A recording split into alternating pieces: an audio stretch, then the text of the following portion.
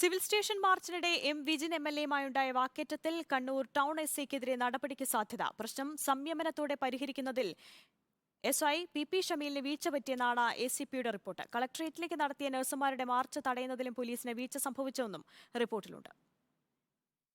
Kalliasseri MLA M വിജിനും പോലീസും തമ്മിൽ ജനുവരി 4-ന് കണ്ണൂർ കളക്ടറേറ്റിൽ വെച്ചുണ്ടായ വാക്കേറ്റത്തിൽ ടൗൺ എസ്ഐ പി ഷമീലിനെതിരെ നടപടി ശുപാർശ ചെയ്ത പോലീസിന്റെ ആഭ്യന്തര അന്വേഷണ റിപ്പോർട്ട്. എസ്ഐ അപമര്യാദയായി പെരുമാറിയെന്ന എം വിജിൻ എംഎൽഎയുടെ പരാതിയിൽ സിറ്റി പോലീസ് കമ്മീഷണർ നിയോഗിച്ച അന്വേഷണത്തിലാണ് എസ്ഐക്കെതിരെ നടപടി ശുപാർശ ചെയ്തുകൊണ്ട് റിപ്പോർട്ട് സമർപ്പിച്ചത്. ACP TK. രത്നകുമാർ നടത്തിയ അന്വേഷണത്തിലാണ് എസ്ഐക്ക് വ്യക്തിപരമായും പോലീസിനും വീഴ്ച സംഭവിച്ചതായി കണ്ടെത്തിയത്. സംയമനത്തോടെ പരിഹരിക്കാവുന്ന പ്രശ്നം വഷളാക്കിയത് ടൗൺ എസ്ഐ പി ഷമീലാണെന്നും റിപ്പോർട്ടിൽ പറയുന്നു.